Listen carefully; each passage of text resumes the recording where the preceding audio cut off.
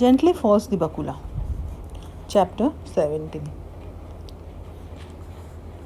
After a very long time, Shrikant received a letter from Ravi Patil.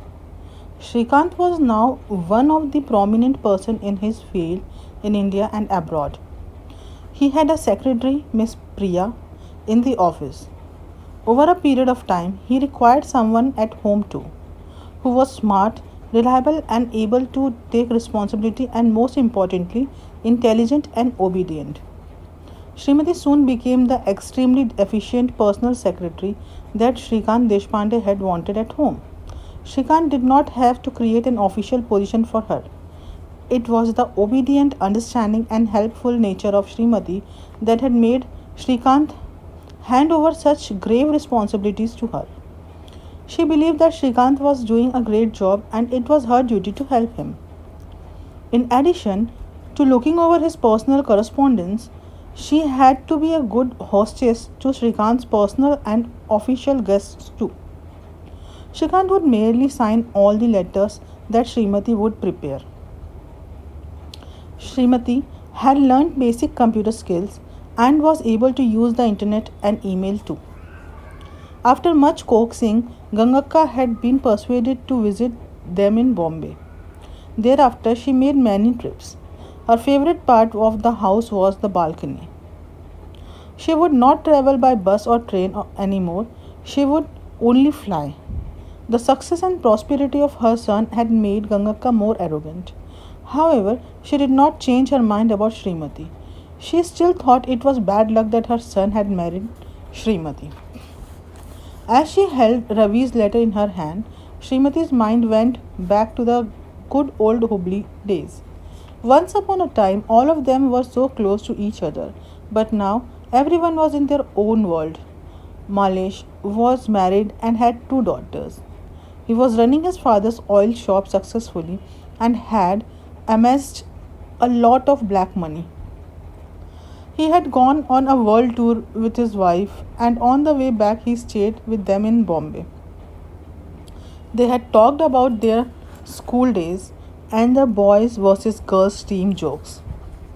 Jokingly, Malish had said, "I have two daughters, so I am in the girls team now." Srimati noticed that though Malish had once been a very close friend of his, Shrikant hardly spoke to Malia in a free and frank manner. It was Srimati who spoke all the time. Ravi had been in the US for a long time now. His father would still convert the dollar salary into rupees and tell everyone how much his son was earning. Srimati started reading the letter. Dear Shrikant, I don't remember when I had written to you last. The gap has not been intentional but only due to the changes in our address.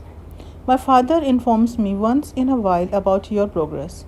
But the other day, when I saw you at the conference on software technology at SFO on CNN, I was delighted. You have not changed much physically, but you have achieved great things in life. Your talk on the computer industry in the third world was great. My hearty congratulations to you. Your speech had such authority and was very effective. I remember our conversation on the train the day we left IIT. Shrikant, there are very few achievers in life. Those who achieve what they set out to are even more rare. What you have dreamt, you have realized. My heart jumps with joy. I also remember the other hand of yours who is behind your success. She has been unassuming, undemanding, and totally submissive to your needs and to your achievements. Shrikant, without her, you would not have been what you are today. Let me write something about my life. Perhaps it is not an achievement at all in the worldly way. As you know, I used to read about psychology a lot in my IIT days. After coming to this country, I started studying more psychology than engineering. In our country, the future of children is decided by parents. The reason could be our economic and social condition. Parents feel that if the child does not take up engineering or medicine, then he or she cannot survive. They don't care what the child really wants. After coming here, I realized that I prefer psychology to engineering, and so I changed my subject. My decision made my father very angry.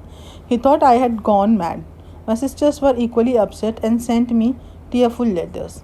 However, I am in a country where such pressure are not important, so I did what I liked.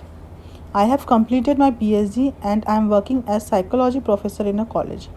In this rich country where personal freedom is more important, there are weak social bonds.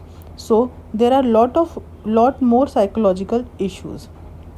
Though I would like to come back to India, my profession might not fetch me the right job. So I am continuing here. I hope you receive this letter because I have picked up your address from Computer World magazine. Kindly reply. When I think of Srimati, I continue to be amazed by her clear thinking of her wise decisions, like when she chose to join arts college in spite of getting the first rank in her 10th board exams. Do you remember that we had laughed at her? Now, when I look back, I feel she was the brightest. She knew what she liked and she did exactly that. Shrikant, you are very lucky to get such a companion. What is the news of the rest of our friends? Anthony is in the Merchant Navy. I met him 2 years back. Vasudev Shenoy left engineering and joined the IAS. He is in Delhi. I heard that you visit the US often. The next time you are here, please call me on this number. I would like to meet you and Srimati whenever I am in India. Please remember to Please remember me to Srimati. Yours affectionately, Ravi. Srimati was disturbed after reading Ravi's letter. Of late, her self esteem had gone down so much that she wondered whether she really deserved all of Ravi's compliments. If she was so clear in her thinking, then why was she so disturbed? She didn't know. Srimati wanted Shrikant to read Ravi's letter and talk about it. So she kept it in next to his plate on the dining table. In her heart of hearts, she hoped Shri would read the compliments that Ravi had paid her and say a few words of praise to her. Shrikant did read the letter and without any emotion he said, "Please enter the contact details in my personal diary and our system." Srimati was disappointed.